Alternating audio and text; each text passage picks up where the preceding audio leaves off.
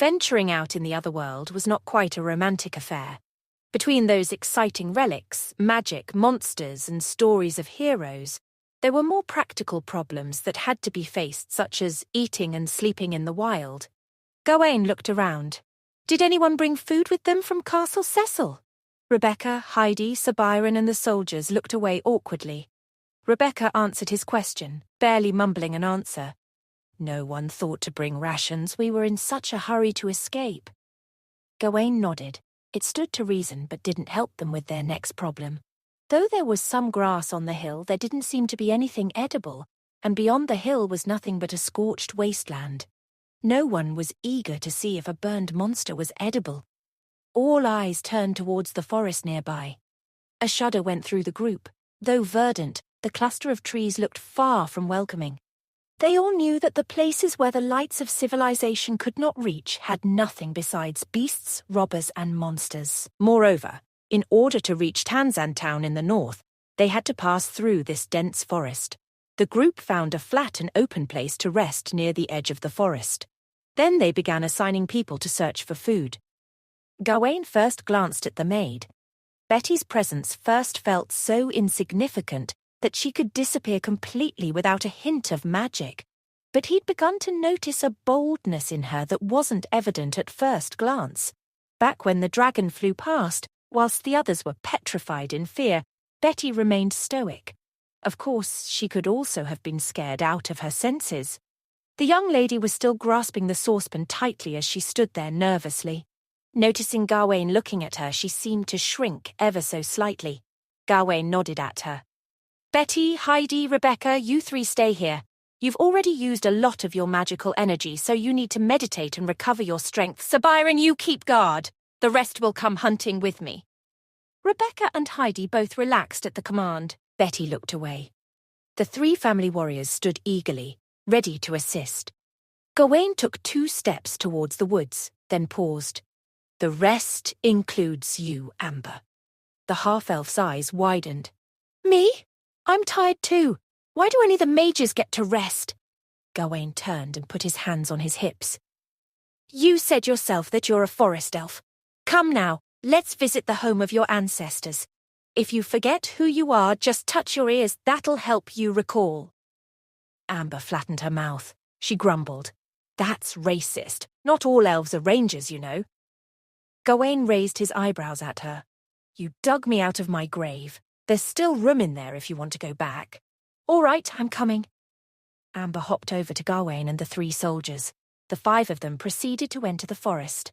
Heidi, Rebecca, Betty and Sir Byron watched Gawain, Amber and the 3 soldiers until they vanished into the woods. Rebecca and Betty stood and ventured off, searching for firewood. Meanwhile, Dame Heidi walked around the camp, murmuring to herself and waving her hand about. As she did, glowing runes appeared on the ground. Heidi smiled, satisfied. If anything got by Sir Byron, these alarm runes would catch it. Heidi sat down wearily on the ground. As Dame Heidi settled into a relaxing position, she heard movement and turned her head just in time to see Rebecca and Betty return, arms filled with bundles of sticks. The 2 young women gently stacked the branches in the centre to make a fire. Once she was satisfied with the arrangement of wood, Rebecca stepped back. She raised her staff and recited the most basic fire incantation. Flames crackled along her staff, sparks flying in every direction. Heidi leapt to her feet and put her hand on her niece's shoulder. Rebecca relaxed and the beginnings of the unstable fire vanished. Heidi fixed the Viscountess with a stern look. I'll do it. No use blowing us up. With a click of her fingers, Heidi ignited a small fire. Within moments, the coldness accumulated from walking in the underground tunnel and being exposed to the early morning breeze was finally forced out of their bodies. Heidi heaved a breath of relief and looked at Rebecca. The young mage looked positively distraught. Heidi sighed. Some fire spells are for battle. Others are for camping. When are you going to learn a new skill? Rebecca looked down shamefully. Sorry, Auntie. Dame Heidi strode over to her niece and grabbed her neck. Stop it. If you must apologise, don't lower your head like that. You're a Viscountess. Keep your dignity and don't let a sorry give it away. She walked back to her own spot on the other side of the bonfire and rested. Rebecca fidgeted with her fingers for a moment. "Auntie, is Lord Gawain displeased with me?" Heidi smirked. "Probably." Rebecca let out a moan and flopped over onto the grass. Heidi cursed to herself. The dame got up again and walked over to her niece. "Listen, Rebecca, with Clan Cecil's current strength, I don't think any of us can please our ancestor. His expectations are probably too high, especially if the last he remembers of Anzu is her glory days." Rebecca flopped over on her face. "I wish I had been ready for any of this. None of my masters ever taught me how to deal with the dark wave, the monsters, or an ancestor rising from the dead.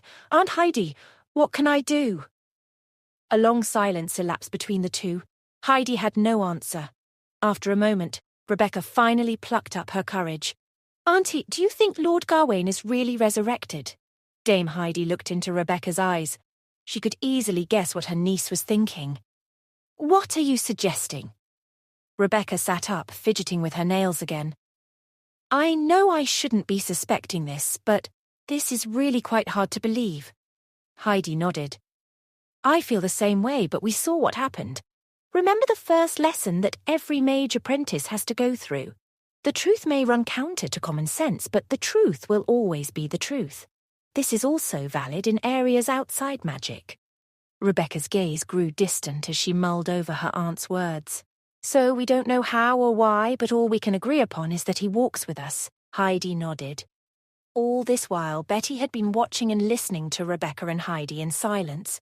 If she understood what was going on, she didn't let on. Instead, she focused on rubbing her saucepan with a rag, hoping it would come in use. A few hours later, the hunting party returned. Amber carried a sack of berries, and each guard had a dead rabbit slung over their shoulder. Meanwhile, Gawain carried the body of a large bird with azure blue feathers, albeit stained with the red of its end. They set the dead animals down, and Amber drew out her daggers. She handed a knife to Gawain, and the two of them began to prepare the meal. Gawain watched as Amber skillfully handled the bodies of the slain animals, deftly removing the guts and organs. He smirked. "You were saying that you couldn't hunt. Your skills are on par with the grey elves of the Moss Woods." Amber laughed. "The grey elves of the Moss Woods? Surely you know that they're not hunters. They trade medicine," Gawain grumbled. "Well, in my day, they were hunters." Amber winked at him. "Times change, old-timer." After gutting the animals, the two of them skewered the dead creatures on long sticks and placed them over the fire.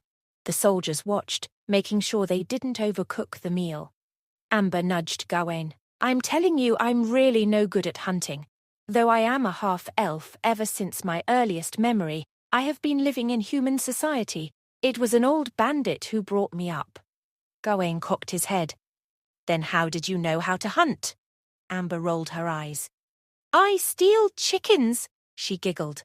"That's how I learned to catch, gut and prepare meat, from stealing chickens. Would you call that hunting?" Dame Heidi, sitting by the fire, grimaced. "How uncouth." Amber waggled her finger at Heidi.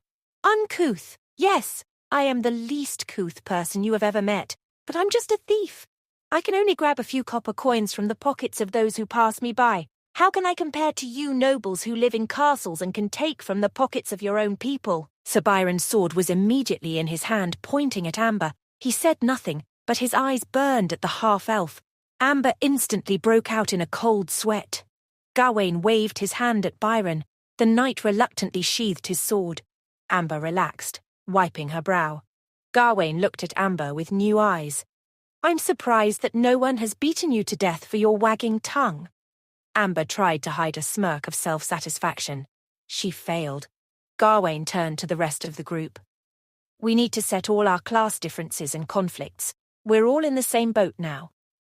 Gawain picked up a berry and ate it. The sweetness of the fruit reminded him a little of blackberry from Earth, yet with a strange aftertaste that his tongue hadn't quite gotten used to. Nevertheless, the juicy flavour seemed to fill his body with energy, and he involuntarily smiled with pleasure. "Let's all regain our strength, mages. Make use of this time to meditate to restore your mana. We must set off before noon. We have already spent a night underground, and we must not waste the day ahead. Come, let's eat." The others assembled around the campfire and Sir Byron sliced up the meat in equal portions. Rebecca nudged Betty, who still clutched her saucepan. "Betty, you can put that aside for now." Betty looked at her mistress, then at the pan in her hand hesitatingly. Gawain eyed Betty with curiosity. "Speaking of which, why are you keeping it with you?" Betty flinched away from Gawain, clearly frightened of the man who was dead not a day ago. She clutched the handle of her kitchen implements tightly. "Madam Hanson told me that I'll be responsible for frying sausages and bread. I can't do that without a pan." Heidi leaned over to Gawain. "Madam Hanson is the manager of the kitchen. She died in the monster attack." Gawain sighed as he looked at the young lady with freckles on her face. He went over and put his hand on the utensil. Betty clutched it tightly, and Gawain looked her in the eyes. "This pan is yours, and it'll always be yours. Now you can set it aside and come over to eat." Betty hesitated, and then finally her grip loosened. Gawain set the saucepan down next to her. Betty then went over to get her share of the game, but even though she had finally let go of the pan, the memory of Madam Hanson still lingered in her mind like a ghost that would never relinquish its hold on the land of the living. A small group of adventurers made their way through the dark, nameless forest. It was Gawain Cecil, the resurrected pioneer of antiquity, and Viscountess Rebecca Cecil, the teenage magic user, who was struggling to control her powers, emotions, and her role. Alongside her was Dame Heidi Cecil, an experienced and regal noblewoman, one who was a magic expert, and hell-bent on keeping the survivors of Clan Cecil alive. Following them were 3 soldiers of Anzu, led by Sir Byron, a stoic, proud knight. And darting through the shadows was Amber, the odd half-elf thief who tagged along. Their bellies were full, but their senses were heightened for any danger that might be hiding in the foliage. In this undeveloped region far from civilization, nameless places like this were very common. Though all pieces of land came under certain territories, not all of them had undergone development. As they walked through the underbrush, Gawain murmured to Heidi, "Why is this the only way to get to Tanzantown?" Heidi shrugged. "Elves and humans built great walls to seal off the Gondolian wasteland. Those walls and sentry towers needed to be manned by soldiers and scouts. Our manpower was stretched too thin, so some of these outlying areas fell into decline." Rebecca chimed in. "Technically, we could go around, but this path is probably the quickest, and some of the roads are in the hands of bandits." The deeper they ventured into the woods, the darker it became. The ground was covered with decaying leaves. Gawain found himself astonished by the state of the forest untouched by human hands. In his previous life, he lived in a city, a man-made concrete jungle. After his rebirth, he could only observe this world from a distance. At this moment, as he stepped foot through the forest himself, he realized that his idea of nature had been naive at best. The real thing was far wilder than he could have imagined. Fortunately, they had enough members in their party who were used to travelling through the wilderness. Amber and Sir Byron were easily making it through the trees, over the roots, and across small streams with minimal effort. The same could not be said for Heidi. The experienced mage frequently stumbled. Her boots were suited to cobblestone and gravel, not soft dirt and trees. She swatted at bugs that gnawed her skin and moaned at the discomfort she felt. Her red dress often got caught on low-hanging brambles and tore in several places. However, Rebecca did not share her aunt's miserable trek. Rebecca never fell behind. In fact, she often doubled back to help Heidi when her aunt had rolled her ankle or took a bad step. As they continued to forage through the woods, Gawain asked Rebecca about it. "How is an aristocratic teenager so sure of foot in the forest?" Rebecca blushed. "I was quite wild when I was young. I'd always run around like boys and even venture into the woods to explore. At that time I had not shown any magical talent, and my father thought that I might be able to become a knight." Her eyes grew distant. "I disappointed him in the end, but even though I couldn't be a knight, I still took the time to train myself. After all, in our stories, it is said that one must first have a strong physique in order to be a leader that protects the people." Gawain nodded silently. Though Rebecca had been clumsy and behaved rashly over the last day, she was quite a down-to-earth and upright character. This was rare in aristocratic circles. He smiled at Rebecca. I think your aunt might be able to learn a thing or two from you." Rebecca's blush deepened. At the front of their column, Sir Byron held up his hand. Everyone stopped. "There might be some monsters up ahead." The knight pointed his sword to the ground and scraped at a nearby rock. Gawain walked up to him and examined his sword. The blade had picked up a piece of some dark substance that emanated malevolence. The material soon disappeared into the air. Gawain nodded at Sir Byron, understanding. "Shadow elemental enrichment. There should be a natural magic focal point somewhere in the middle of this forest." Amber hopped over and scraped up some of the shadow elemental enrichment on her dagger. "It must be really weak. If there was a high-grade magic focal point, the Association of Mystics or the Association of Astrologers would have laid claim to this forest a while ago. Besides, from the look of these plants around here, it looks like it's not even strong enough to affect the plants." Gawain looked at the two wilderness survival experts with a bit of surprise. "You really know your wilderness, don't you?" Byron grunted. Rebecca joined the front of the group, followed by Heidi, who was sweaty, dishevelled, and out of breath.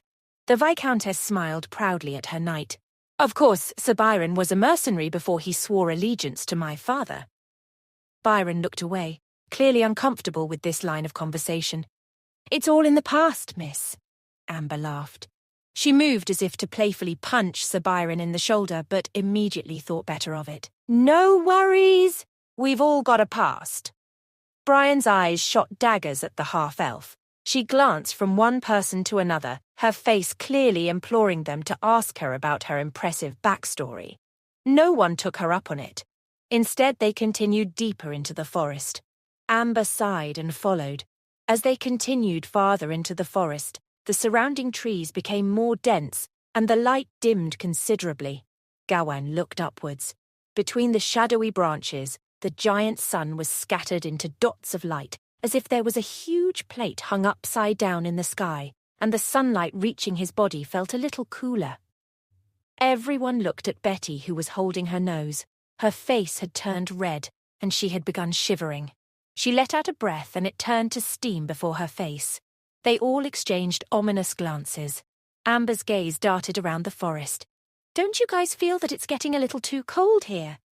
Dame Heidi's weariness vanished at once, replaced by the cool confidence that she had shown in the tomb. She raised her staff, stamped it forcefully to the ground, and uttered an incantation.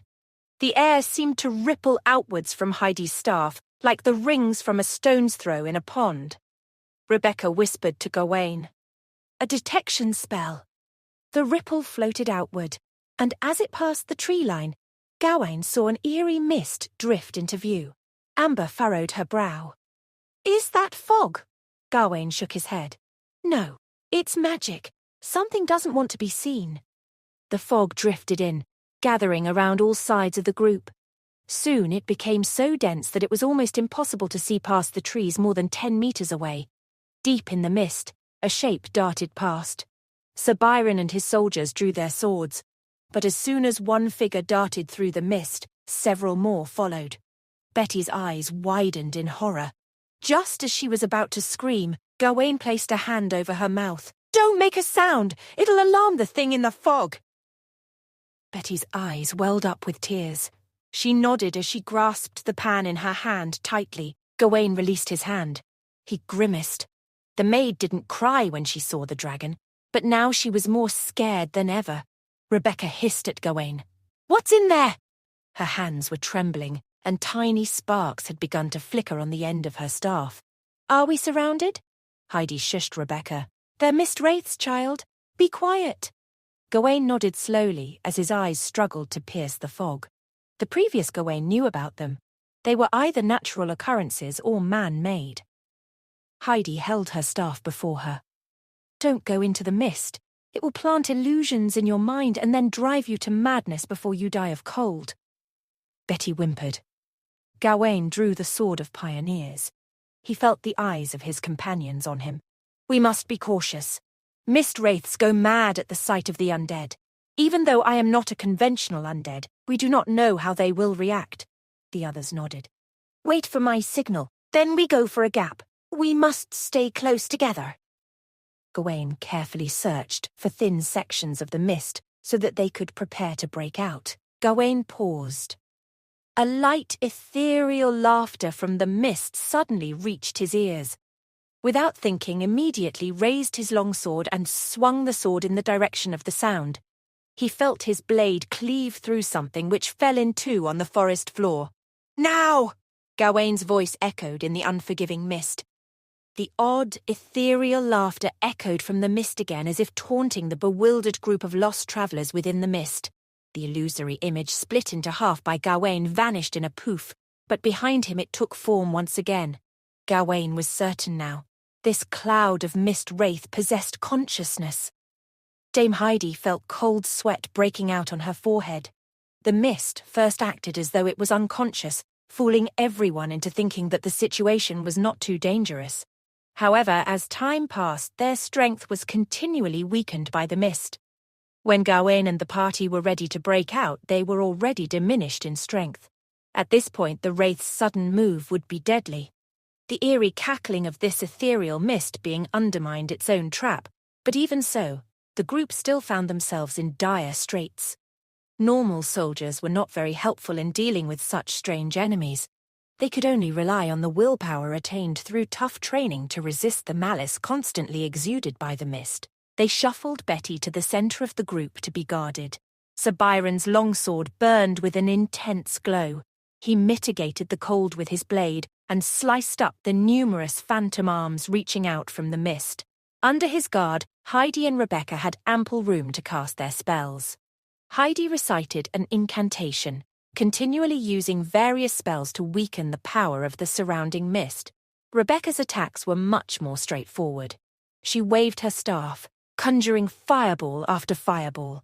Fireballs of all sizes were sent flying from the tip of Rebecca's staff to the mist, causing a series of explosions. Arcane fire could easily incinerate the bodies of undead creatures. But mist wraiths were different. Without a solid body, explosive and elemental damage did little to hurt it. Gawain shouted out to Rebecca, "Don't use fireballs. Use anything with a wide range. It doesn't have to be too powerful, but it must have a large area of effect. Otherwise, this mist will disperse the damage." Rebecca conjured another fireball. "I can only use fireball." Gawain froze. "What?" Dame Heidi let out an exasperated sigh. "The Viscountess only mastered a single spell after 5 years of training. Fireball is all she can do." Rebecca's face flushed with red. Frustrated by her own ineptitude, she gathered the powerful magic energy, almost using up every effort in her to shape it into a spell. Then with a wave of her staff, a fireball of the size of a washbasin soared toward the densest part in the mist. This giant fireball erupted into a terrifying explosion. The mist in front of everyone grew slightly more translucent. However, almost in an instant, the gaps in the mist were filled again. Worse still, Gawain suddenly heard a cry of fear and anger from behind. One of the soldiers' eyes had become blood red. The mist wraith's influence had utterly defeated the soldier's spirit, and the damage to his spirit manifested in the form of blood-red eyes and rapidly drying skin. The soldier howled, grabbing his head with both hands. The 2 other soldiers nearby noticed, but as they approached, the man swung recklessly with his blade, as if his allies were enemies. They managed to pin the soldier down, but still he squirmed as if his soul was trying to escape his body. His eyes bulged with rage. "Kill me! Kill me!" Blood gathered in the eyes of the 2 soldiers. They too were about to lose their minds. Gawain raced forward and stabbed the sword of the founder into the ground, summoning forth an ability from memory, Mind Shock. This was one of the few knight's abilities that had an effect on the mind. A strong willpower swept across the battlefield, causing a suppressive effect on the minds of hostile targets, while also boosting the morale of people on their side. With Mind Shock in effect, the fear in the 2 soldiers quickly dissipated, but the poor fellow pinned to the ground went limp. Gawain grimaced. The fallen soldier's spirit was wholly broken by the mist wraith. His struggling weakened and gradually the soldier stopped moving altogether. Gawain's gaze quickly swept across the battlefield. He noticed that the surrounding mist did not show any sign of weakening. Instead, it grew denser following Heidi and Rebecca's attacks. Betty, who was standing where the 3 soldiers were previously, had disappeared. Gawain grew tense. "Where's Betty? Betty!" Amber emerged from the shadows nearby. "I just saw that young lady run into the mist. She seemed like she was sleepwalking." Gawain cursed under his breath. Blasted heavens. She lost control of her mind. What exactly is going on with this mist wraith? He observed the fog all around. The mist wraith is showing no signs of dissipating. Logically speaking, even if the mist is powerful, it should at least be weakened a little. And we have also determined earlier that the concentration of magic here isn't very strong. If that is the case, how is a mist wraith with intelligence spawning here? Amber understood immediately. "Are you implying that this mist didn't spawn naturally? Is there some artificial energy sustaining it?" Gawain focused on a single point of the mist, trying to see through it. "It's not necessarily an artificial energy source, but there must be something to sustain it. It should be nearby, hidden within Mist Wraith itself." Amber frowned. "But Heidi has already used a detection spell." Her eyes widened suddenly. An idea crossed his mind. Could it be that it doesn't exist in this realm? Amber leaped backward and vanished in a cloud of shadows. Except she did not vanish completely. Gawain made out Amber's silhouette, zipping around the vicinity. Gawain was astonished. The half-elf was shadow-walking. Before Gawain could call out, Amber reappeared in a plume of shadows. She grabbed Gawain's arm and pulled him into the cloud of darkness with her. He felt himself passing through a layer of cold, illusory barrier. When his vision regained focus, the surroundings had already changed. The colours on everything were gone. It was only black and white everywhere. A thin layer of mist shrouded this world. The air was cold, but it did not have the effect of draining his energy as did the mist wraith. Gawain looked around and noticed that the forest had disappeared, but there were dry tree stumps one after another on the ground. And the positions of those stumps exactly matched the positions of the trees in the forest. Everyone, including Heidi, was standing not far from him, but they were motionless as if under a petrification spell. He and Amber were now at the edge of the physical plane, the shadow realm. Rebecca's position was closest to Gawain. She maintained a tight grip on her staff. Her face was tense, but her eyes seemed lifeless. She looked forward blankly, a mere grey statue. Her skin had the texture of crudely made ceramics. Threads of black mist billowed out from the ground nearby, seeping into the frozen grey bodies, creating cracks in their ceramic-like bodies. This strange scene made Gawain subconsciously check his own hands. He heaved a breath of relief. His hands were still human hands. Then he grasped the sword of the Founder and walked quickly toward Rebecca, ready to slice away the harmful black mists. He took a half-step when Amber reappeared beside him. The half-elf girl clutched his arm tightly. "Don't go near. Physical force will do nothing here. It might even make the situation worse." Gawain looked at Amber in astonishment. In this black and white world, her appearance changed. Her hair had grown long, floating around her as if unburdened by gravity. Her light brown eyes now filled with a gentle golden radiance. A black ball that looked like flames gathered under her feet, continually dispersing and condensing back again. There was nothing in Gawain Cecil's memory that could explain this phenomenon before him. Amber smiled coyly. "Don't ask me too many questions. It'd be awkward if you asked and I didn't answer, especially after I just woke you from your grave. We have limited time. This is the first time I'm entering so deep into the Shadow Realm. By bringing you here, only the heavens know how long this can last." Gawain looked at the frozen statues of his comrades. He saw the one soldier who had succumbed to the mist wraith, reduced to countless grey fragments like shattered porcelain. This was the manifestation of the mist wraith's debilitating effect, Gawain realised. "There," Amber pointed. Where Betty once stood, Gawain saw faintly glowing footprints.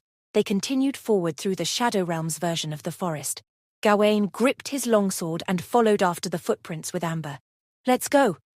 Gawain did not know what the current humans understood about the Shadow Realm, but within his inherited memories, he found that the Gondolian Empire, before it fell over 700 years ago, had done extensive research in this area. The scholars spent their lives studying dense books and data, They stared at the lattice rule that was stuck into the magic well to infer how the world truly looked, and they developed a classical model used to describe the layering of the world. In this model, scholars believed that the world was divided into several layers, of which the uppermost layer was the most stable physical realm. Everything within the physical realm adhered to the laws of physics. All could be interacted with and observed easily, and it was also the layer where the great majority of living things dwelled. The layer below the physical realm was the shadow realm, a twisted reflection of the physical realm. Normal humans would not be able to directly access and observe it, but they could sense and measure it using magic. The layer below the shadow realm was the gloom shade realm, which was an even more incorporeal domain. It was so inaccessible that it would not be reached with any magical power. Some mages had caught a few creatures of the shadow realm that possessed the basic intelligence for communication and speculated the existence of the gloom shade realm according to what little words they could interpret. Some radical scholars extended beyond the classical model. They believed that there might be a deeper layer below the gloomshade realm, but that layer would belong to the realm of gods, the origin realm, built by the god of creation when he created this world, an area that existed more in theory than anything else. According to Gawain's understanding, this model was akin to layers of translucent papers. Reality was what you would see at the very top, and the shadows of this reality would be projected onto the layers of paper behind it. Each additional layer added another level of distortion. He and Amber were located one layer beneath the top, the shadow realm. Even this layer was already a place where most humans had never set foot upon. There were still many secrets of this world worth exploring, and many things could not be understood by merely observing from the sky. Whatever secrets the shadow realm bore, Gawain believed that following Betty's footsteps would be their only way forward. Gawain looked back, filled with unease. Heidi, Rebecca, and the others were still standing like ceramic statues. He surmised that their real bodies were likely defending against the mist wraith's attacks in the real world, but in the shadow realm, they were frozen in that instant when they were attacked. Black mist permeating from the ground slowly chipped away at them. Judging by the speed at which the mist corroded them, they still had some time left. Perhaps this is the mist wraith's true form. Amber looked in the direction of Gawain's gaze. How much do you think we should ask for if we were to sell this discovery to the Association of Mystics, or perhaps the Association of Astrologers? Gawain rolled his eyes.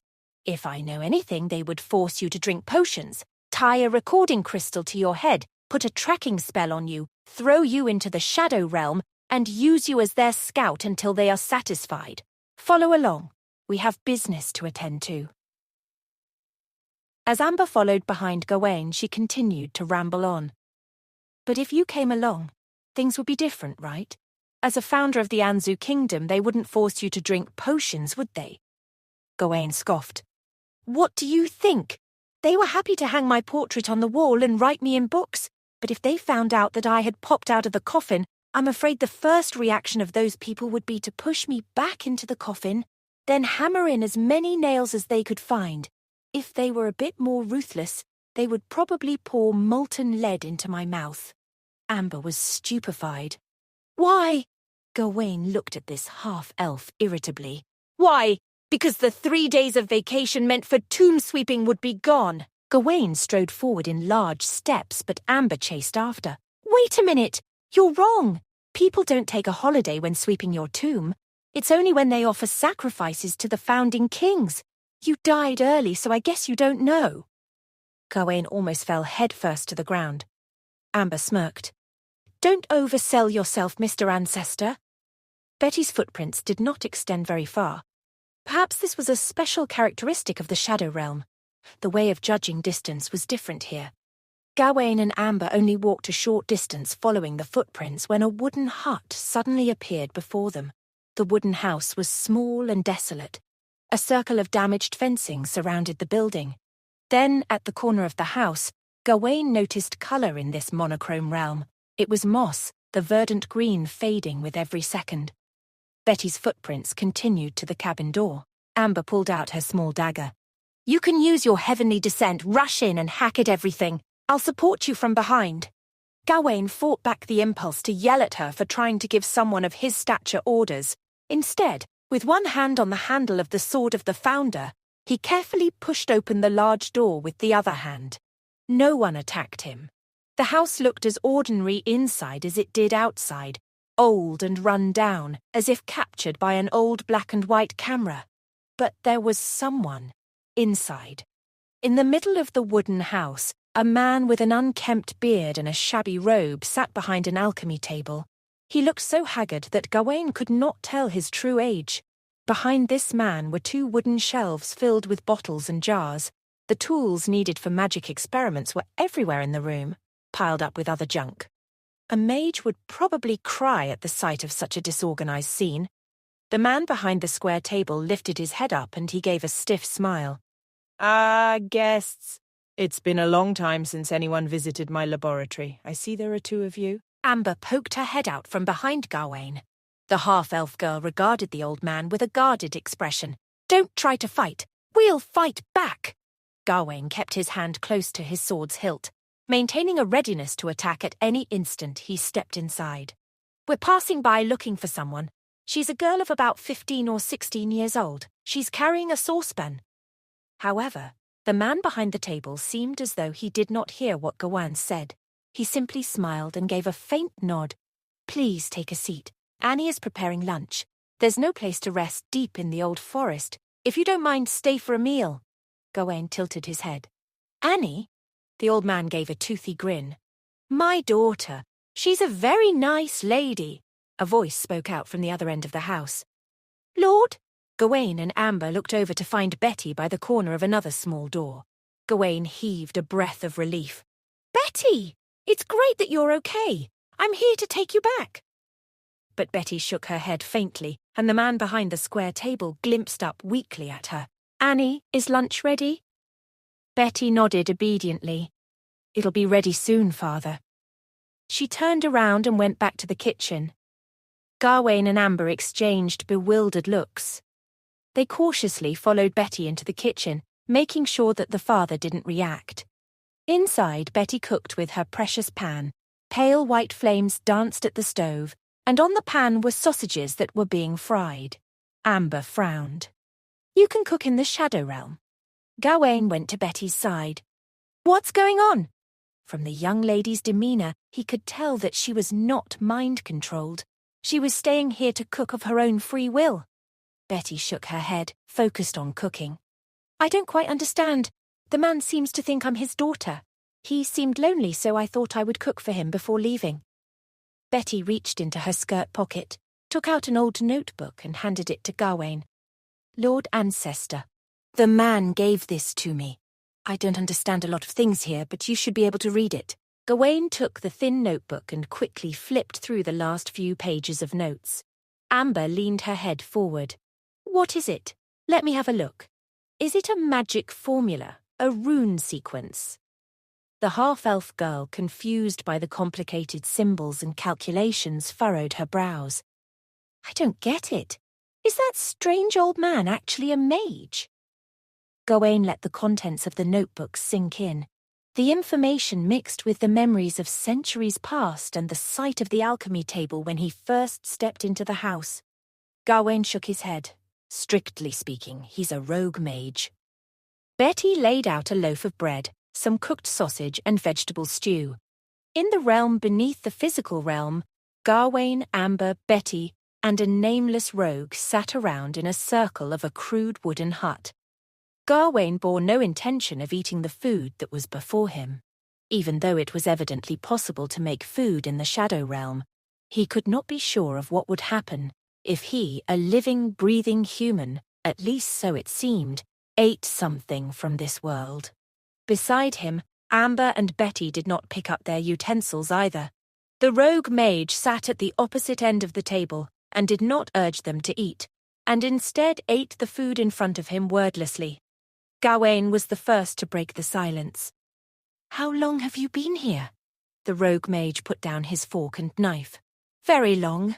I've lived here since I left the Association of Mystics." Gawain was surprised. You were a member of the Association of Mystics?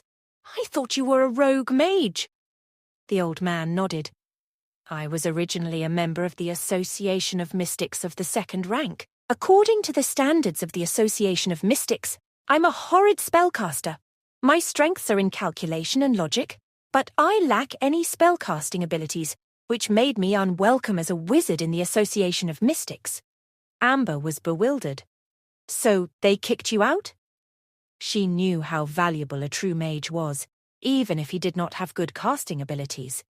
His deficiencies were only seen as such by the master mages. In the eyes of laymen, even a mage who could only conjure up a tiny fireball was celebrated. Even if these low-level casters were not treasured by the Association of Mystics, it did not appear to warrant kicking them out. The mage sighed. Nay, I left out of my own will. He turned to Betty. For my daughter. To heal her I had to leave. Betty stared blankly at the rogue mage and then nodded slowly. Gawain did not press the matter further. Staring into the old mage's eyes, he rested his right hand on the hilt of the long sword. You should know what we came here to do. We don't have much time to waste. The rogue mage's expression shifted. He trembled slightly and bowed his head. My guest, I don't understand. Betty glanced at Gawain anxiously. My lord. Gawain frowned. After a moment he moved his hand away from the hilt of his ancestral longsword and exhaled. We'll give you a moment. The rogue mage bowed his head and continued to eat his meal in silence. The only superfluous movement he made as he ate was to raise his head to intermittently look and smile endearingly at Betty. The rogue mage ate the last mouthful of his sausage before mopping up the vegetable stew with his bread. When he had finished, he lifted his head and looked in Betty's direction. Except his gaze was not on her, but something behind her, far away. His body swayed as he tried to stand, but he was unsuccessful in his attempts. Betty rose to help him up. Papa, I'm going off now. Betty held the rogue mage by his elbow, only letting go when she was sure he was stable. She shuffled over to Gawain's side. Miss Rebecca and Madam Heidi are still waiting for me, and also, my Lord Ancestor has returned. The rogue mage's lips quivered. Even so, he nodded gently, his expression suddenly serene. Don't eat food from strangers. Go to bed on time. Remember to listen to your instructors. Don't fight with other kids. The light of reason faded from the poor man's eyes. Gawain sighed. The last sense of this old mage is gone. The rogue mage's body faded away slowly, but there was something that resembled a flame that started to burn in the shadows. Gawain had been waiting for this moment. He unsheathed his sword of the founder swiftly, and on it a faint light danced. Betty gasped. What are you doing? Gawain brandished his sword at the old man. He will turn into an evil spirit if we don't stop it. Betty, avert your eyes. Amber pulled Betty into her embrace quickly, shielding the maidservant's eyes in time. Gawain pierced his sword through the flame burning in the rogue mage's chest. The fire started to spread wildly and halted the rogue mage's transformation into an evil spirit. The shadowy figure solidified into an opaque entity. Then the flames slowly consumed him, reducing him into a monstrous, scorched corpse. It took half a minute before the body burnt to ash. After losing its master, the small wooden hut disintegrated quickly. Dense cracks hatched across the walls and roof instantly, and the pale light of the shadow realm spilled through the cracks into the house. Dragging Amber and Betty along, Gawain fled the house hastily. The moment they were outside, the entire hut crashed down. The collapsed wooden hut caught fire as they watched. The flames only lasted for a short while, as if a paper house had been there instead of a wooden one. As the wooden hut crumbled into ash and drifted away in the wind, Amber grabbed Gawain's elbow and pointed at the foundation of the wooden hut. Aye, aye! Look at that! Gawain saw a shimmering light emerge from the ashes of the wooden hut.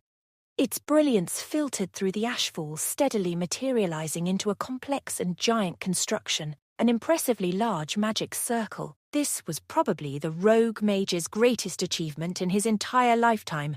Gawain's hand found his blade. Be careful, everyone. This was probably the spell that ended the mage's life. At the same time, Betty's shadow began to transform into floating pinpricks of light, circling around her. Amber looked down at her hands. She saw the same pinpricks of light forming. Colour returned to those greyed hands just as colour began to return to her and Gawain's bodies. They were being rejected from the shadow realm. Shadowy objects coalesced from the thin fog around them, shapeless yet malevolent. The native monsters of the shadow realm were finally able to sniff out outsiders, and the weaker ones emerged, their behaviour akin to a gathering of hyenas catching a whiff of blood. Amber looked at Gawain. "We have to go. We're no longer welcome here." Gawain cast a last meaningful glance at the ruins that had once been a hut, and tried to etch the glowing lights and sigils into his memory. Then he tugged at Amber's elbow. "Let's go." After a brief moment of vertigo, the light of reality appeared before his eyes again. The malevolent fog had dissipated, and the dense forest returned to its original state. Rebecca and Heidi, who had both spent their power, supported each other under a tree. Meanwhile, Sir Byron was holding himself up with his longsword as he tried his best to protect the two ladies by his side. The two other soldiers were now collapsed on the ground. Betty looked in the best shape out of all of them. She was hugging her pan as she stood beside Rebecca, wearing a blank look on her face. It was as though that expression had permanently frozen her features. Heidi looked up and saw Gawain. She straightened up immediately. "Lord Ancestor, you're safe!" She then spotted Amber behind Gawain, and her face instantly morphed into surprise. So this thief had not fled? Amber sprang up as though she were a cat whose tail had been stepped on. "Hey, what kind of discrimination is this? I've just travelled to the Shadow Realm with your ancestor to save you from near death. Excuse you, you dolt." Heidi could not fathom that this young bandit would insult her like this, and her expression turned sour. "Hold your mouth! That's an utterly rude thing to say. Do you know what will happen to you if you insult a noble like—" Gawain cut in quickly. "Stop fighting. Amber wasn't lying. We did just solve the crisis together." He turned his head toward the half-elf, giving her a significant look. "Though I'll advise you to refrain from insulting a woman who can conjure fireballs out of thin air." Luckily, Heidi was a woman of common sense and did not dwell on such trivial nuisances for long.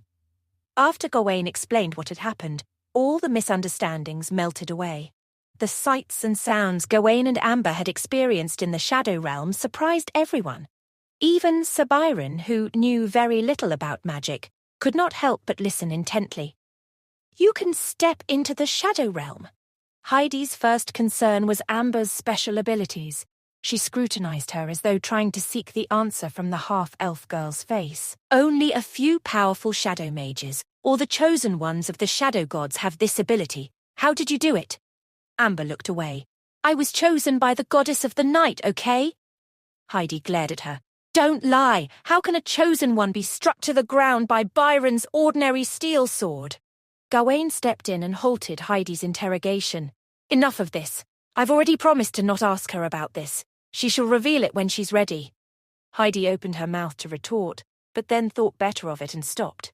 The will of the ancestors was held in high regard in Anzu, and the half-elf wasn't worth broaching sacred tradition. As the fog cleared up, warmth returned to everyone's bodies. Seeing that everyone had recovered a little of their strength, Gawain rose and stood beside the soldier who had perished. "Let's bury the dead first. He put up a brave fight and should be buried as a warrior." The two living soldiers stared at Gawain in shock. Gawain was confused. "What? Did I say something wrong?" Sir Byron walked over. He was the son of a serf. It was by the Viscountess's grace that he could enter the army to redeem his freedom. But because he had only been in the army for half a year, he is still a serf who cannot be buried as a warrior. Gawain frowned and turned to look at Rebecca. "Is that so?" Anxiety washed over Rebecca instantly, as though she had committed an offence. "Sorry, but I thought that serfdom wasn't very fair, so I thought to make them earn their freedom by serving in the army. I know this is against the rules, but... She trailed off. Gawain's frown softened. "No, I wasn't blaming you." He crouched over and fumbled for a coin from his breast. Then he slipped it into the dead soldier's front pocket against his heart. He remembered that the coin was placed in Gawain Cecil's breast pocket by Charlie I's own hand when he was buried. Upon seeing the coin, Amber realized what it was immediately and covered her eyes. Goodness, that coin is worth at least half a splendid manor house. Gawain ignored the thief. After all, he was focused on enacting the burial rites from his memory. He rose and dusted his hands. Now that the debt of his soul has been redeemed, bury him. Byron hesitated slightly. But the laws... Gawain held up a hand. He turned and looked Sir Byron in the eye. I am the law. Less than 100 meters away from where they were attacked, Gawain found the cabin that had turned to ruin. From the burn marks, it could be inferred that it was a fire that spread from the inside out. But the flames did not spread any further, perhaps because of the rain.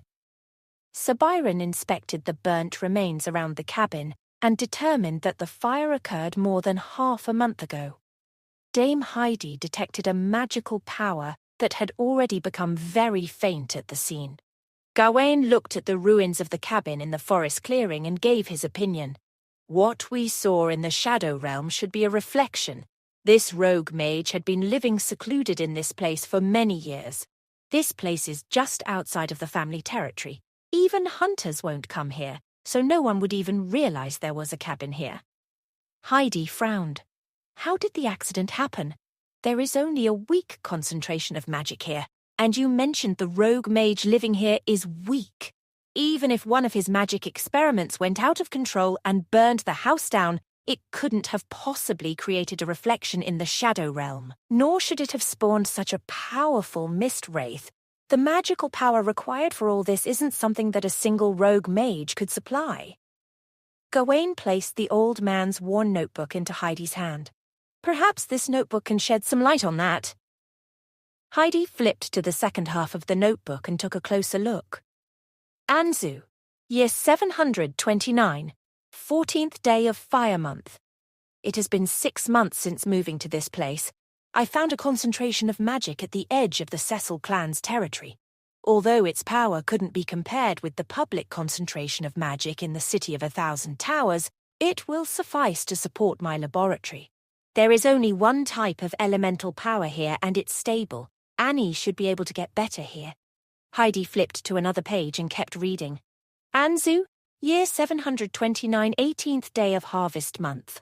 Annie's condition seems to have improved and she hasn't relapsed for a long time. I still don't know if it is the effect of the environment here or if it is the effect of my rituals and medicine. The concentration of magic here is too weak. Even with my amplification circle, the effect of my rituals is greatly diminished. Perhaps I should re-evaluate those formulas that have been derived previously. Though those in the Association of Mystics always laughed at my calculations. Now that I left, they won't have to bother me anymore. Rebecca leaned against her staff as Heidi flipped another page. Anzu, year 730, day 3 of Fog Month.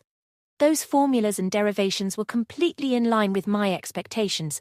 No, I should say that everything went just as I had calculated. With the new amplification formula, the concentration of magic here was enhanced greatly. With more magical power, I can finally start the next stage of treatment for Annie. Although she has hardly relapsed in these few months, the treatment must continue because she can't endure this torment any longer. Anzu, year 731, day 20 of Cold Month. After treatment, Annie could even get up from bed and walk around. She even made a meal. She made sausage with bread and vegetable soup. It seems like it's been 100 years since I've eaten something as good as this. The sausages were charred, and she forgot to add salt to the vegetable soup, but this proves that my treatment plan was effective, and as long as this concentration of magic can continue to steadily supply power, it's only a matter of time before Annie recovers fully. Heidi flipped through more pages. Most of the next portion is just this mage with his daughter. Heidi skipped through this section until she came across an untidy entry on the last few pages. Anzu, year 734, day 19 of Frost Month. Annie is sick. Curses. I don't know what went wrong. All the treatments were going according to plan. There was no error in each step of the ritual. We used the medicine for several years already. It has never been a problem. But Annie still fell ill, very ill. It's worse than before. I have to find the cause as soon as possible. I want to record all the details. I want to find the cause. Annie will definitely be well. Anzu, year 734, day 21 of Frost Month. Annie hasn't gotten any better. The new doses of medicine have no effect. She's still becoming weaker, and she's starting to drift away from this world. This morning, I saw her hands grow translucent like mist and blisters dotted on her face. The world is rejecting her, pushing her into the shadow realm. What should I do? What should I do? Heidi swallowed a sympathetic breath and continued to read. Anzu year 734, day 25 of Fog Month. The damned sun. Its dark red patterns look like they're laughing at my powerlessness. I finally found the cause of the problem, but I have no way to resolve it. The elemental energy is being enriched in an abnormal fashion. There is a surge in its magical power. This weak concentration of magic simply can't accommodate so much power. Even if I remove those amplification circles, it'll be of no use. The wisest move now will be to keep Annie away from where the elemental energy is being enriched. But I'm afraid she has already stayed here for too long. Her body has resonated with the elemental environment. This type of resonance is prolonging her life, but it is also what is gradually killing her. Gawain looked up at the sun and wondered if it was laughing at him too. Anzu year 734, day 30 of Fog Month. There's something wrong with the magical power in the whole region. It's surging intensely. The Cecil territory's borders seem to have fallen into the legendary sea of magic. I can no longer reverse the changes to Annie's body. Half of her body has already disappeared from the physical realm. This morning she even told me that she saw the whole house turn black and white. I must find another approach. Anzu, year 735, Fire Month. After so long, all the preparations are finally done. Annie's health is also at its limit. This is my only chance, and I have no other choice. Since I can't keep Annie alive in the physical world, I might as well take another path. The ritual of shadow transformation is documented in literature. It's just that the amount of magical power required is so unimaginably great that it is brushed off as mere theory. But in this case, it might not be impossible. I developed a new amplification formula, a new way to draw the amplification circle, and it has caused a surge in magical power. The magical power in this area is in an abnormally active state. I have suppressed the energy accumulated in the magic focal point for several months, and today it's just barely enough. Now, I'll just have to wait until the sun rises up to the center of the sky when the magical power will be the strongest, and I can then start the transformation. Heidi paused for a moment and continued to read. Annie, hang in there. Father will save you, and Father will go with you to the Shadow Realm. Together we'll live there forever, and you won't have to suffer anymore. Heidi looked up to the others. That was the final entry. Rebecca, Sir Byron, Betty, and the soldiers all looked down, silently grieving. Heidi was about to close the notebook when Gawain suddenly pointed to the corner of the last page. Wait, there are some words here. Heidi took a closer look at the black ink smudge in the corner. She had thought it was the stain caused from tipping over the ink bottle, but upon closer inspection, she realized that it was an untidy set of words written with a finger dipped in ink. The magical power is out of control. The sun is red like blood. Heidi repeated these words in puzzlement. The sun has become red like blood. How can the sun be red? Rebecca suddenly remembered something. Could it be the time when the red spots burst? It was more than half a month ago when many more red spots appeared on the sun than usual. If the wild mage wasn't very sober back then, perhaps he might have thought that the sun was red. Heidi nodded vigorously. That's right. So it seems that this unknown mage was trying to cure his daughter's illness, so he set up a magic circle of quite a significant scale here. Then he came up with the wild idea of transforming himself and his daughter into a shadow form to preserve her life. But his transformation ritual went haywire due to the magical surge, causing the fire half a month ago. This tragedy also resulted in the formation of the Mist Wraith and what Lord Ancestor saw in the Shadow Realm. Gawain crossed his arms. That's not the point. What I wanted you to see were the two details mentioned in the notes. The first is about the dark red patterns on the surface of the sun, and the second is about the large-scale burst of the red spots on the sun's surface. Heidi noticed Gawain's serious countenance, and she grew nervous. Lord Ancestor, these two incidents— Gawain waved his hand. As mages, you two should also have sensed the surge in magical power that the mage mentioned in his notes, right? Heidi and Rebecca glanced at each other and nodded in unison. Recently, Cecil territory did have a few surges in magical power, but these surges are quite normal. All the magical power in the world comes from the sun, and since the sun is always evolving and changing, the magic here also naturally fluctuates.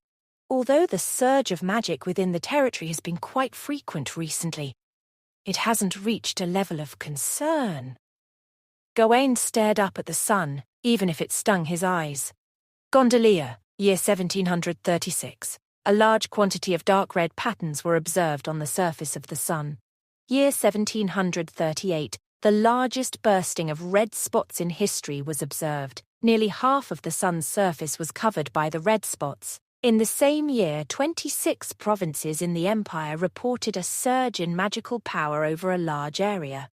The surge wasn't too great, but the surge was spread over almost 2/3 of the empire. Year 1739, the sun has become blood red.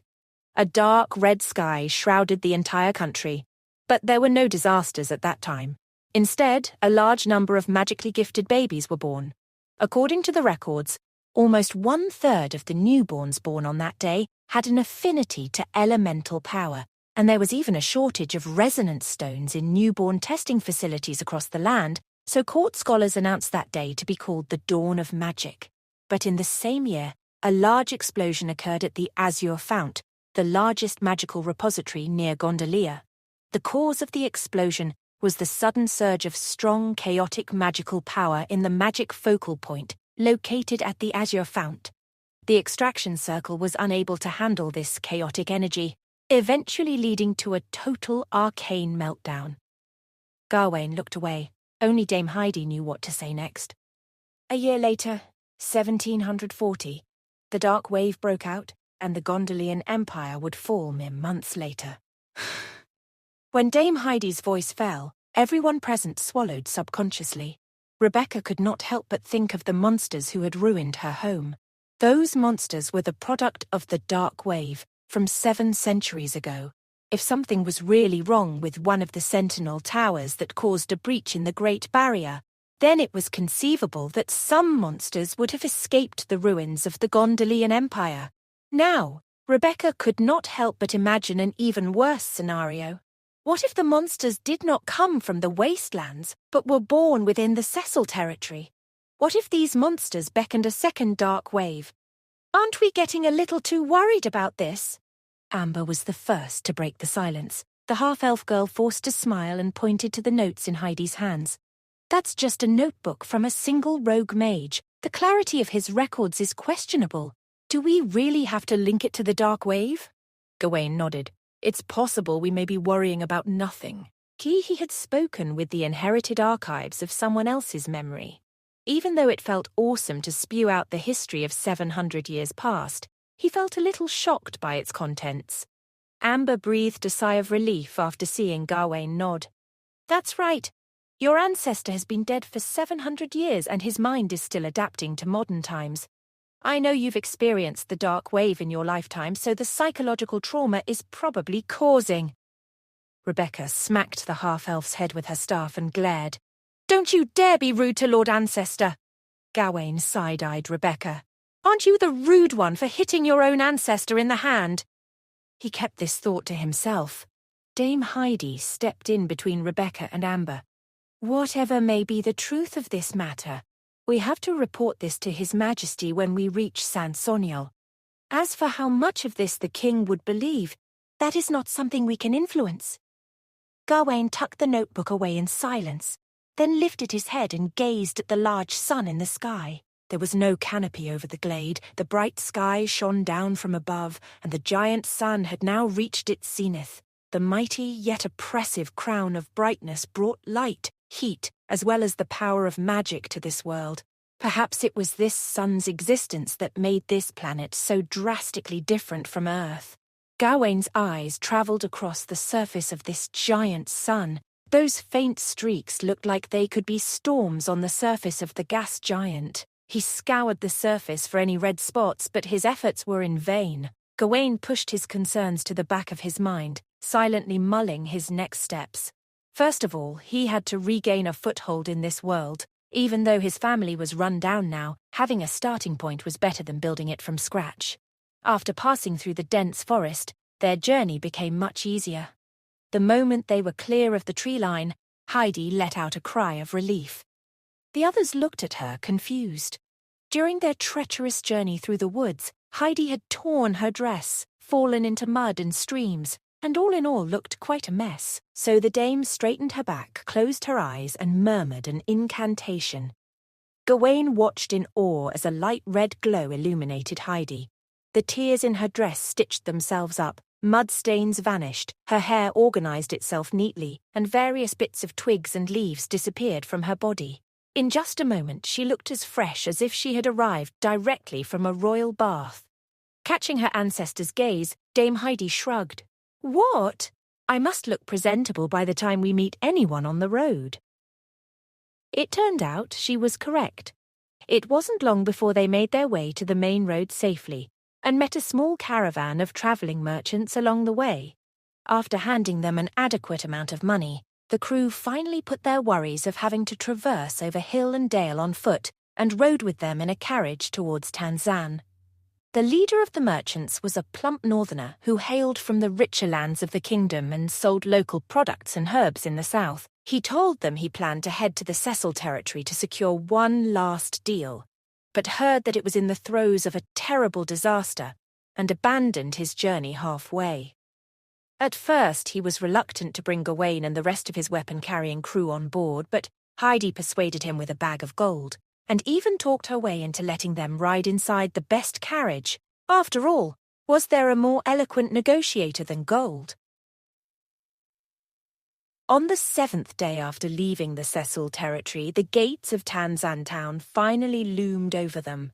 Gawain was wide-eyed, seeing the merchants and the townsfolk.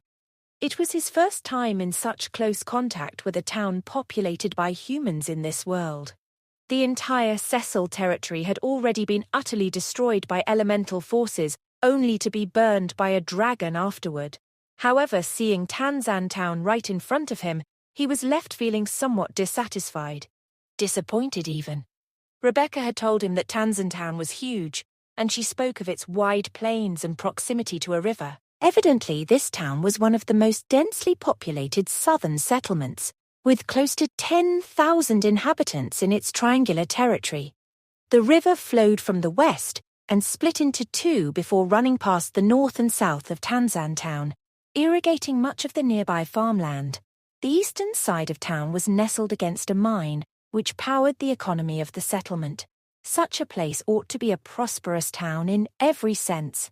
However, the majority of what Gawain saw as soon as they entered the town were sallow-faced citizens, countless low, shabby wooden huts, and dirty, smelly streets. After all, civilization in this world was not advanced. With the threat of frequent conflicts at the border, a low wall surrounded the entire town. The impoverished areas were stacked against the wall, reminiscent of moss. Everyone and everything was squashed tightly together. There was little beauty to the run-down sheds, which looked like they could hardly shelter against wind and rain. A broad road led from the gates to the heart of the town, but the scenery was no better. Seated in the merchant carriage, Gawain observed those on the street. The poor, clad in short garments, walked on the furthest ends of the road. The majority tread on feet wrapped with rags, with the abject poor going barefoot.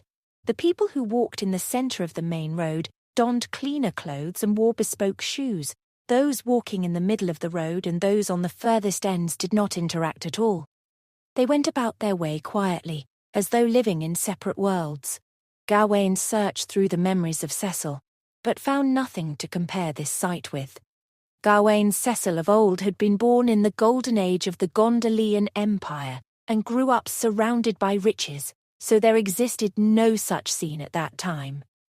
Later, during the outbreak of Gondolia's dark wave, Gawain led his people to the north, leaving a bloody path in their wake.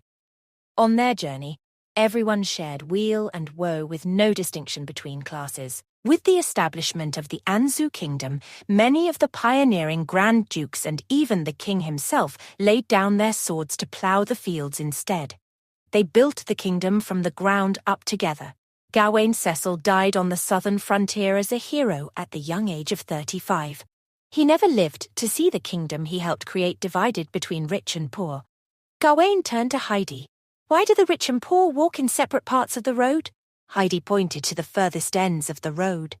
"The people trudging on the side of the road are serfs and slave labourers in the mines. Those walking on the edge of the road are simply poor, without the ability to contribute money for the road's renovation. They lose the right to walk on the road. The people in the middle of the road are tax-paying townspeople and foreign merchants." Gawain remembered the plump businessman had given a few coins to the guards at the gate before they entered. That must have been the city tax. His mind went to the soldier who was now buried in the forest, the son of a serf. The fact that he was able to wield his sword and die for his ruler was a result of Rebecca's kindness. Even so, the soldier would not have been buried as a warrior. Dame Heidi noticed the troubled expression on Gawain's face. "Lord Ancestor, is there something wrong?" Gawain looked away from the scene outside the carriage. "It's nothing. Now is not the time for me to pass judgment and make things right. Not yet, anyway." Gawain knew his understanding of this world was still inadequate. After pondering for a while, he looked at Dame Heidi. "What are you planning to do next?" Heidi already had plans. "We will meet with Viscount Andrew. He can be considered a reasonable man, and I gather that it'd be easier for us to contact Sir Philip through him. If all goes well with Sir Philip, we will be able to search for the Cecil territory refugees. We shall decide if we can resettle the people first, or travel directly to the royal capital. The destruction of the Cecil lands cannot be merely communicated by messengers. It must be relayed to the king by Rebecca herself." Heidi glanced at Gawain. "And I suppose you as well, Lord Ancestor." Gawain nodded. "Sounds good to me." He found himself looking out at the town of Tanzan again. It was uglier than Heidi made it out to be. He could only hope Viscount Andrew would not disappoint him in the same way. If there was any place in Tanzan that could alleviate Gawain's disappointment, it was the opulent district in the north-central part of town. A perimeter wall separated the district from the slums outside and inside. Beautiful two-story buildings made of light grey stones and cedar wood greeted them. Dried fish and cured meat hung on the balconies. Sir Byron and the two soldiers separated from the main group to search for news of the refugees. They agreed to meet again by sundown. Meanwhile, Dame Heidi, Rebecca, Amber and Gawain continued on their way through this more affluent neighbourhood. The people who lived here had decent jobs in Tanzan, whether they were farm owners or foremen for the mines. Gawain watched as they chatted with carefree air along the balconies. Tanzan town and its surrounding areas were lands held by Viscount Andrew, and Viscount Andrew's territory neighboured the Cecils. Although a large, desolate area separated the two territories, relatively safe and well-travelled roads connected them. Gawain closed his eyes. Even in this age of slow communication, he could hear that news of what happened in Cecil territory had already been spread across the whole of Tanzan town. "You saw it too, did you not? Refugees fled here under the leadership of a knight and about a dozen soldiers. It must be true then. All of Cecil has been completely destroyed by the flood of monsters." "How terrible. I suppose that's why Viscount Andrew gave out orders for stricter curfew enforcement. Did you volunteer for patrol?" "I did. We cannot let Tanzan fall." The chatter continued as the merchant carriages rolled along the street of the opulent district. Gawain set his eyes on the splendid castle ahead, surrounded by beautiful houses and an ornate church. Rebecca could not contain her awe. Compared to the little fortress of the Cecil territory, Viscount Andrew's castle was a sheer statement of affluence and power. After informing the guards of their identity, Gawain and the others followed Viscount Andrew's butler into the castle. They were taken to bright and spacious living quarters and instructed to wait along a large wooden table. Gawain took a seat in a velvet seat and looked at the exquisite silver tea set before him. He could not help but think of the poor, wearing clothes that barely covered them. He felt somewhat disillusioned. This world was not all just swords and magic and fantasy. If I hadn't transmigrated into the body of such an esteemed person like Gawain Cecil, how would I fare in this world? Rebecca slightly nudged his elbow. Lord Ancestor, how do we introduce you later? Gawain did not hesitate. Just as we discussed earlier. Tell it straight. When we're here, we don't need to keep a low profile. Dame Heidi pointed in Amber's direction. Lord Ancestor, do you really think that it's appropriate for her to be here? Amber was just sitting opposite Gawain. The half-elf girl intently studied the silver tea set in front of her. Her method of studying, however, was to pour out the tea and then slip the cup into her clothes. In the brief moment that Gawain spent looking up, she had stuffed another spoon away. Amber! I'm sorry! The half-elf took the items out and put them back on the table. The items included 2 teacups, 3 soup spoons, a silver plate, a pocket watch, a nut, 2 wine cups, and the butler's monocle. Gawain and the others shared a look, all of them dumbfounded by Amber's pickpocketing tendencies. Gawain subconsciously reached for his sword, momentarily afraid that it might have been stolen too. Dame Heidi stood up. Perhaps it's best if Viscount Andrew does not meet her, Lord Ancestor. Gawain sighed and shook his head. She is an important witness to my resurrection, and don't you think she would be more likely to ruin things if we put her somewhere else out of sight? Heidi thought about it and relented. Before they could say anything else, Viscount Andrew stepped into the living room. The butler pushed open the large oak door, and a thin, tall man came walking into the room. He wore slim-fitting black ceremonial attire. His brownish-black hair was slicked back and kept close to his scalp. The 2 ends of his meticulous moustache curled out on both sides under his nose, and his pale face had a somewhat abnormal flush to it. This sickly look seemed quite common among the nobles, especially among those who were not endowed with magical or physical talents. In order to experience supernatural powers beyond their natural talents, nobles took large doses of magical drugs to enhance their senses. The side effect of this magical drug was paleness of skin, but many nobles regarded it as a mark of pride, a symbol of their stature. Rebecca looked away.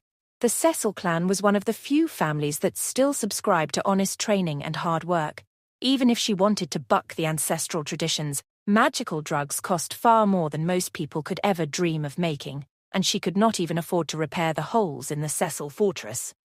Well, she thought, no need to repair the halls of an abandoned castle now. Viscount Andrew spoke in a melodramatic and melodic voice. The beautiful Lady Heidi, and likewise Lady Rebecca, I'm terribly sorry for my lateness. I was really too busy. The grievous news of what happened in Cecil territory has spread all across my territory. My people panic. They bombard me with questions. I had to spend most of my day arranging territorial defenses and listening to reports from those on patrol. Gawain immediately got goosebumps. He whispered to Rebecca, Do nobles nowadays have to speak in this expressive melodic manner? Rebecca lowered her voice too. Lord Ancestor, didn't the nobility in your time do so as well? Gawain shook his head slightly. We'd sit in taverns, drink spirits, and speak our minds. Heidi bowed to the Viscount and glared at Rebecca until she stood up as well. I understand that you are busy. Thank you for taking the time to meet us, though I should remind you that you should address Rebecca as Viscountess, not Lady, as she has inherited the clan's title as of last year. On such occasions, you should address her as Viscountess Rebecca or Viscountess Cecil. Rebecca greeted Viscount Andrew by half rising out of her chair, a respect that nobles of the same level showed each other. Viscount Andrew, thank you for your hospitality. The pale man returned the gesture. You're most welcome. Viscount Cecil, I'm deeply sorry for what happened to your clan's territory. It's a real calamity. But I'm glad that you are safe and sound. It seems like the legacy of the Cecil clan will be preserved. What followed the greeting was a series of unconstructive exchanges of pleasantries. After the aristocratic customs were done with, all of them sat down to finally talk. Rebecca placed her staff on her lap and looked inquisitively at the Viscount of Tanzan. Before the castle fell, Sir Philip led a team to help our civilians flee. According to the laws established by the Anzu founders, they should have received asylum from you. How are they doing now? Viscount Andrew nodded. Of course, the laws enacted by the founders are sacred. Although my territory is small, it is more than capable of helping a neighbour in need. The brave knight was battered with injuries and hasn't fully recovered yet. I've arranged for him to rest in the Church of the Holy Light. I assure you they are providing him with the best treatment. His loyal soldiers and poor civilians have been arranged to stay in the eastern and southern parts of the city, where there is space for them to rest. According to the latest reports, all of them have been doing well. Amber leaned in close to Gawain and whispered, Of course, all of them would be doing well. After all the refugees that he accommodates will be converted into a debt that Rebecca has to pay for. If she were to want her clan's people back, she must pay a monetary reward to Viscount Andrew for every head count. Gawain nearly laughed aloud. You think I don't know? The party who receives aid should pay the necessary reward to the party who provides said aid. I wrote that statute with Charlie I. Amber backed away. Oh! Gawain turned to Rebecca, whose expression had gone grim. She thought about how she might possibly pay this debt when an audacious thought formed. She looked at Gawain. Lord Ancestor, you're dressed head to toe in valuable antiques. Perhaps we can sell your clothes. Heidi buried her face in her hands, and Amber covered her mouth to suppress her giggles. Gawain cocked his head at Rebecca, who seemed unaware of how impudent a thought it was to sell her ancestors' clothes. Yet even he knew that Viscount Andrew's asylum for the refugees would not come without a price. The time when leaders swore to defend their people, when people helped one another, and when people selflessly dedicated themselves to the rebuilding of civilization had long passed. Now aristocrats let their greed rule them rather than their honor. Undoubtedly, from the day that the refugees of Cecil territory entered Tanzan town, in the mind of people like Viscount Andrew, she took on a debt. But taking on the debt was still better than letting her people die. Gawain broke the silence. Cecil clan, thank you for your help. But there is a more pressing matter at hand. Viscount Andrew had noticed Gawain sitting between Rebecca and Heidi from the beginning, and he was quite intrigued by this man, who wore an ancient aristocratic outfit with a large sword at his side. There was no such character within his aristocratic circles that he knew of. He also recognized the deference that Rebecca and Heidi showed Gawain. Pardon me, sir. Who are you? Gawain raised himself up to his full height. But before he could introduce himself, Dame Heidi cut in. He is the ancestor of Cecil clan, the pioneer of pioneers, one of the 7 founding generals of Anzu, the Grand Duke of the southern borders, Gawain Cecil. You should have heard of his name ever since you were a child. He is the first light of dawn. Gawain tried to look serious and imposing, going along with Heidi's emphatic praises as he nodded slightly. But the last title confused him. He shook his head and leaned over to Rebecca. First light of dawn, Rebecca whispered to him. After you died, the king gave you a posthumous name. Gawain shook his head. He couldn't think of a better-sounding name? Rebecca shrugged. Once Heidi was finished with her introduction, Viscount Andrew looked skeptically from her to Gawain and back again. Gawain sighed. Of course he doesn't believe it. My lady, allow me to ruminate on this for a moment. The Viscount grimaced, as if trying to think of a way to tell her she was crazy without appearing rude. I know you have been through an unimaginable nightmare, but such a tale strains credulity, even from your noble mouth. Dame Heidi smirked as she retained her haughty gaze. I expected that you would react in this way. We had a similar reaction at first. Nevertheless, it is true. We witnessed him sitting up from his coffin holding the sword of pioneers in his hands. We have also verified that he is truly resurrected and it was not a trick like being taken over by an undead. Andrew shook his head in disbelief. Gawain rolled his eyes. He motioned with his hand to Heidi. She inclined her head and sat. Gawain strode forward. He unbuckled his sword and placed it on the table between them. Then he levelled his gaze at the Viscount. Viscount Andrew, you know Heidi's esteemed honour and valour. Yet you would stoop to implying that she would lie about something as outlandish as this. A viscount's territory was destroyed by monsters and the elemental tide. Then a dragon appeared in the sky. With such events as these, what use would it be to dress up some random person as an imposter ancestor? For fun. As he said that, he held out his arm toward his sword. The sword of the founder sitting upon the table began to glow, and a dark red pattern appeared on the old scabbard. This time the symbol was more clear. It was a coat of arms, a sharp blade crossed with an iron plough, the symbol of the Cecil clan in the pioneering era. Andrew gasped. No replica blade could illuminate with such power. He gulped, and responded slowly. "If this is a jest, I must commend your efforts in counterfeiting its veracity." Gawain smiled mirthlessly. "A man of your means can easily find elven craftsmen to appraise the sword. After all, it was forged by their clansmen. They know how to check the elven seal. You can also take out the portraits of the founding princes and dukes for comparison. Though I've slept for 700 years, it's fortunate that my looks haven't changed much." Fortunate indeed. Viscount Andrew rubbed his forehead. He was clearly out of his depth. "If you are the legendary hero, then I suppose coming back to life after sleeping for 700 years could be possible." Even so, a discerning person could tell with a glance that this Viscount still could not quite believe Gawain. Still doubtful, he was only using an excuse to pause the conversation for the moment. He thought it out. What has this matter got to do with him? Why did he have to rack his brain over whether this matter was true or not? Since the Cecils have said that it was true, he could just take it as the truth. Anyway, he was just an ancient who had been dead for 700 years. Then he stopped. "Wait, what was that about a dragon?" Gawain nodded. "Yes, a blue dragon. I don't know where it came from, but in the end it went northwest." Andrew's eyes widened. "Aberration monsters from the era of the Dark Wave and dragons, dear gods." Viscount Andrew's brows seemed as though they were going to lock together, and even the red flush on his pale face faded away. "What's this world coming to?"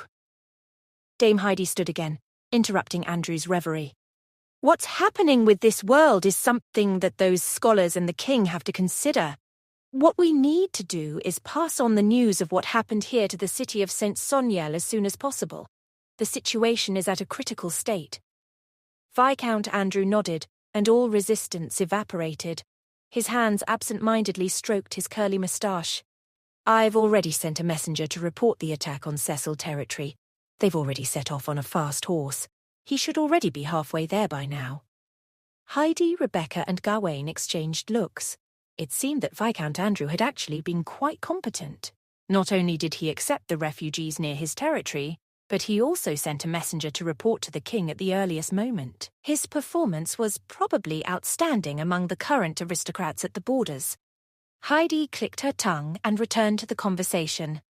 "Viscount Andrew, this is not enough. This situation has become so serious that Rebecca must meet His Majesty in person. And since the Grand Duke of Cecil has woken up from his long slumber, he must go to the capital as well. We are grateful for the aid you provided to the Cecil clan, but we still need more help." Hearing that, Andrew's eyelids lowered as though he was contemplating. Then he stood up and paced around in front of the long table with his hands crossed behind his back. "What do you need? Horses? Supplies? Guards?" Rebecca chimed in. "Everything. Also, we need you to take care of our people. Whilst we go to the capital, we cannot care for them. We need to establish new lands before we can properly aid them." Andrew grimaced and placed the tips of his fingers together. He stopped pacing and slowly turned toward Rebecca. "That's where the problem is. I'm already trying my best to help my neighbours, and I'm happy to be of help. However, I'm only a viscount. How can I feed all those refugees?" Gawain picked up the black tea before him that had gotten slightly cold and took a sip as he mused at how the Viscount had finally broached the topic of business. Rebecca groaned. "Sir Philip brought a bunch of gold and silver with him when he escaped the slaughter. That should be enough to cover the refugees' living expenses." Viscount Andrew sighed impatiently. "Of course I know about the gold and silver. Please rest assured that I'm not a man who takes advantage of others who are vulnerable. However, medicine and food cost money. I mentioned that earlier, didn't I? When the brave knight arrived in Tanzan town, he was battered, and almost all of the soldiers and civilians whom he brought along with him were wounded. To treat them, I used the best medicine we have, and used our best priest. These are all very expensive. Rebecca's eyes widened in shock. Andrew continued, speaking as fast as he could. Of course, I still want to emphasize that I'm not someone who takes advantage of others who are vulnerable, so I will continue to accommodate those refugees. And I will offer you as much help as possible. I just want to make certain that after I've done all that, will the Cecil clan still be able to pay this debt? Heidi, Gawain, and Rebecca exchanged glances. They had no choice. To save their people, they had to become indebted to the Viscount. Gawain, Heidi, Rebecca, and Amber followed their host, Viscount Andrew, onto the balcony of his castle. There they could see across Tanzan town from the rushing river, across the bustling commerce district, all the way to the town gates. Gawain couldn't help but chuckle to himself. Of course the slums are conveniently out of view. He was starting to find Andrew to be quite an interesting fellow. The Viscount was more like a businessman than a nobleman, but not a very shrewd one, at least from Gawain's perspective. A savvy businessman would not bring up things like transactions, bargaining chips, and debts at this juncture. It was beneath a nobleman to bring up such matters.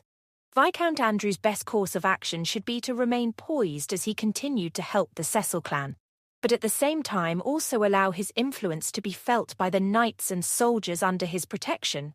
Then, using his status as a nobleman, he should ascertain his creditors' rights legally pertaining to Cecil clan's debt, and bring up his creditors' rights before the king. After that, it would no longer matter whether Rebecca would be willing to pay her debts or not.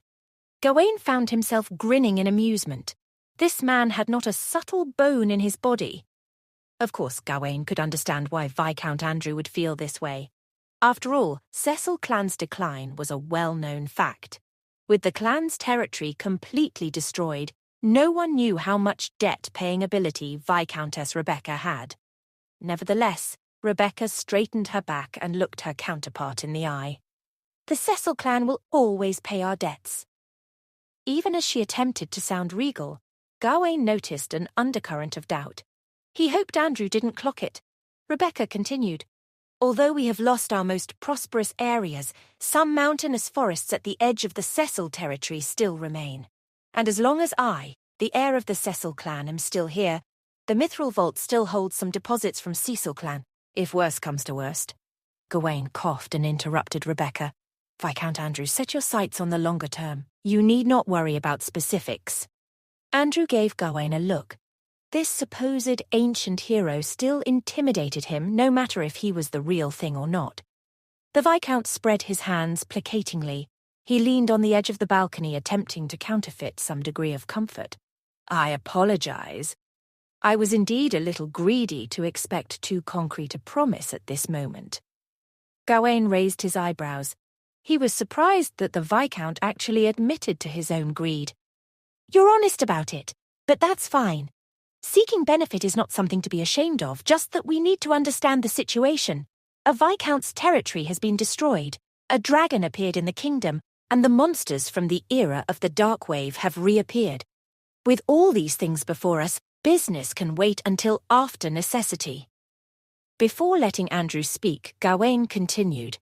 Of course, all this righteousness aside, we still have to consider the practical issue. You're worried that if you help Cecil clan indefinitely, eventually you'll lose everything. Well, let me tell you clearly that not only is Cecil clan able to pay the debt, but if you can make good use of opportunities, we can even bring you unlimited benefits. Viscount Andrew looked at Gawain. His hands fiddled with the ends of his moustache. Please, continue. Gawain pointed to himself. I'm your biggest investment. Andrew's expression froze for a few seconds.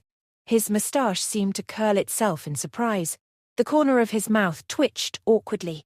I'll believe that you're the Grand Duke for now. But I have to remind you that you have been dead for 700 years. Anzu is even in its second dynasty. Your title and your properties have been divided, conferred, inherited, spent or taken back by the royal family. Of course I have a deep respect for you, sire, Every person in Anzu has deep respect for you, but I'm not just any ordinary person, I'm a leader. I have to care for my territory and my people. What can a corpse bring them? Gawain shrugged. Think bigger, Viscount. Are gold, silver, and territories the only worthy forms of investment? Andrew cocked his head. Gawain held up his sword, still sheathed in its scabbard. The black metal of its pommel glinted in the sunlight. I have the permanent right to develop new regions. That includes the undeveloped areas within Anzu, the wild areas outside of all nations, and the lawless areas of the Gondor wastelands. As long as we can maintain some control after these said areas have been developed, wherever the sword of the founder goes, will thus become Cecil territory. And Anzu's royal family will have to acknowledge and guarantee Gawain Cecil's rights as an overlord at all times. As Gawain spoke, he watched as Viscount Andrew's eyes opened wider and wider. Then he slowed his cadence. The right to develop new regions, as mentioned, was an agreement signed by Charlie I. Also, the founder of Anzu, the western tribal country of Olgari, the eastern Typhon Empire, the southern High Mountain Kingdom, the Elven Silver Empire, and all the countries in the north jointly recognized that this right would remain effective indefinitely. As long as the authorized pioneer still lives, it will remain permanently effective. Andrew shook his head in wonderment. How could you get away with such a decree? Gawain shrugged. It wasn't just for me. All the pioneering leaders were similarly authorized. It's just that today, I'm the only one who can still exercise this right. Those old men who signed these documents back then must have never expected that I would one day open and rise from my coffin. Before the stunned Viscount Andrew could say anything, Rebecca could not help but speak up. Lord Ancestor, is this true? Gawain smirked and looked at Heidi, who was doing her best to repress her continued embarrassment with Rebecca. Who taught her history? Unless it has been repealed, then it should still be the law of the land. Dame Heidi grimaced. I taught her history, Grand Duke, though I'm ashamed to say she never really excelled at it. But you are correct. This law you mentioned has not been repealed. When the pioneers were still alive, no one dared to repeal it. And after the last pioneer died, this law became part of the glory representing mankind's conviction in reshaping civilization. Thus, no one will go and abolish it. Gawain nodded, satisfied. So a useless law will finally have a use again, and just in time to save our people from ruin. This is quite useful. Viscount Andrew looked at Gawain, focusing especially on the sword of the founder, which still rested upon the table. I admit that this was indeed an idea I have never thought of. If you use the permanent right to develop regions, it is true that it would be possible for you to revive the Cecil clan. But allow me to be frank, this is going to be a very long-term business. Do you know how much unclaimed land there is in the kingdom? Gawain shrugged. I know a little. My descendants have already told me on the journey here. Gawain glanced at Heidi and Rebecca beside him. Most of the livable places for humans have already been divided among the territories. The unclaimed lands are all those dense forests, poisonous marshes, or land at the border of the Gondor wastelands. So what do you plan to do? Viscount Andrew leaned on the table before him, his eyes probing Gawain. Where do you want to rebuild your clan? Gawain buckled his sword back onto his belt. I have not decided yet. Gawain thought about what he had observed while watching the planet from space. It was a satellite view of wildly precise precision and range that was absolutely inaccessible to humans of this era. The map, ingrained in Gawain's memory, was good enough to point Gawain in the path that he had to take, though it might be an outdated record of years or decades. After all, Gawain had been disconnected from that bird's-eye view. Worry not about where it will be, Viscount. Just think carefully about how worthy it would be to invest in a founding father who has participated in the second settlement and still currently holds the permanent right to develop regions. Andrew turned to face the city below. He watched over it, pondering, perhaps imagining the developments he could bring to Tanzan town with such access. Once again his fingers fumbled with his moustache.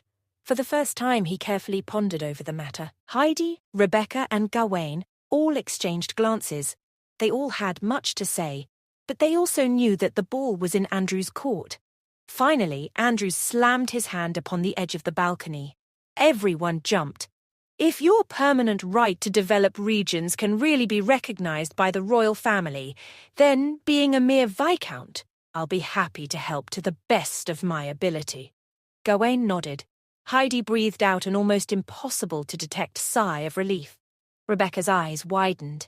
Is it possible that the current king would not recognize the permanent right to developing new regions that has been recognized by the founding fathers and ancestors of all countries? Gawain smiled and glanced at his naive descendant. I haven't met this king yet. It's possible he won't even recognize my status. Even if Charlie I popped out of his coffin to prove that I'm real, I'm afraid the king and his courtiers would call us both madmen and have us tossed in the nearest river. Why? Rebecca felt her values being challenged. You are one of the founding fathers. You are enshrined in the temple. The king and nobles have to commemorate you every year. Don't they want you to come back and serve this kingdom? For the first time in what felt like forever, Amber laughed. She was sitting on the edge of the balcony, dangling her legs over the castle's battlements. Because they'd lose their 3-day holiday. She shot a wink at Gawain. Heidi snarled. Gawain smirked. Don't listen to her. It's an inside joke. The real reason is easy enough to understand. I'm sure Dame Heidi and the Viscount know well enough. Dame Heidi sighed. Rebecca turned a curious gaze upon her. Heidi spoke. The king will commemorate the hero because the hero's reputation can be used to strengthen his rule, but he will never want the hero to return. Once the hero returns, that reputation will no longer be his to control. As Andrew was there, Heidi held back some of the more politically incorrect ideas, especially when the king's lineage itself was questionable, given that he was the descendant of a bastard child. So the problem that we have to concern ourselves with is very clear. Gawain looked down at the sword of the founder at his waist. We simply need to establish my permanent right to develop regions.